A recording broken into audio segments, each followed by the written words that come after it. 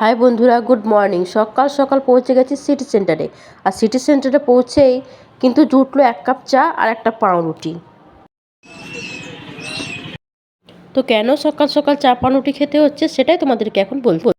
তো আমি এখন বাবাকে নিয়ে পৌঁছে গেছি দিশা আই হসপিটাল সিটি সেন্টারে। তো এখানে আজকে সারা দিন তোমার কি হলো না হলো তোমাদেরকে ডিটেলসে একটু জানাচ্ছি, কারণ আমার মনে হয় এই ভিডিও দেখে অনেকেই অনেক কিছু উপকার পাবে, তাই আমার এই ভিডিও করা।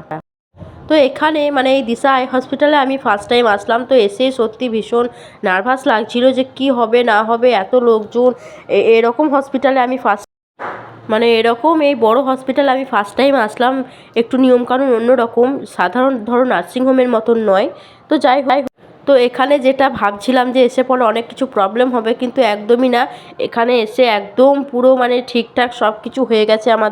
তো তোমরা দেখো, বাবার নাম লেখানোর পরেই কিন্তু ফার্স্ট টাইম এখানে চোখটা পরীক্ষা।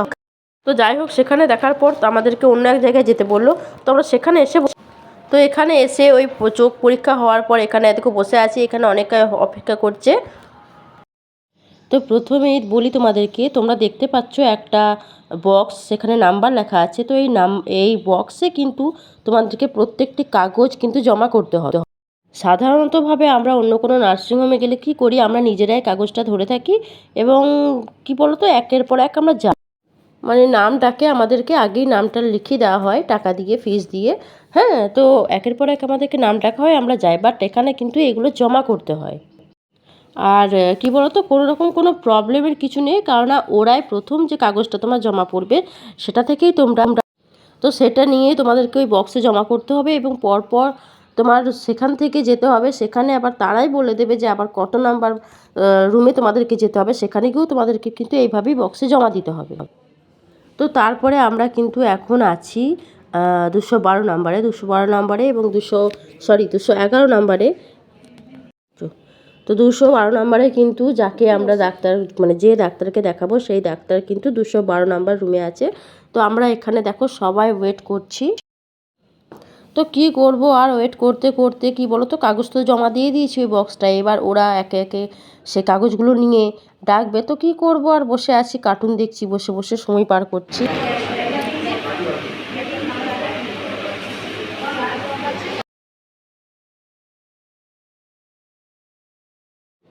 তো ফাইনালি কি বলো তো, আমাদের সব কিছু দেখানো কমপ্লিট হয়ে গেল এবং এখানে যে অপারেশন হবে তো তার জন্য কিন্তু ডেট নেব। তো ডেট নেওয়ার জন্য এখানে আমাকে ওয়েট করতে হচ্ছে 206 নাম্বার রুমে। তো যাই হোক, এখানে ভেতরে তো আর ভিডিও করা সম্ভব নয়। তো এখানে যাই হোক আমরা ডেট নিয়ে নিলাম, তারপর আমরা বেরিয়ে চলে আসলাম। তো এখন প্রায় 2:30টা পেরিয়ে গেছে। তো এই সময় এখানে বললো যে ভাত আছে, ভাত একদমই বাইরে খাওয়া ভালো নয়। তো যাই হোক, আমরা ভাত খাইনি, আমরা টোস্ট খেলাম। হ্যাঁ, তো ডিম টোস্ট। তো সেটা খেয়ে তারপর আমরা বাসে চেপে গেছি।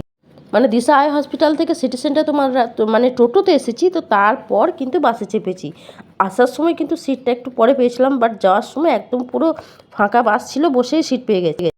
তো এখানে দেখো টোল ট্যাক্সে আমরা এখানে দাঁড়িয়ে আছি। যাওয়ার সময়তেও অনেকক্ষণ এখানে অপেক্ষা করতে হয়েছিল এবং আসবার সময়তেও কিন্তু অনেকক্ষণ আমাদেরকে অপেক্ষা করতে হয়েছে, এখানে পুরো আটকে ছিলাম। তো তার জন্য কি ভিডিওটা কিন্তু হসপিটালের সামনে কিছুই দেখাতে পারতে। তো যাই হোক বন্ধুরা, ভালো লাগলে একটা ছোট্ট লাইক করো। Bye bye.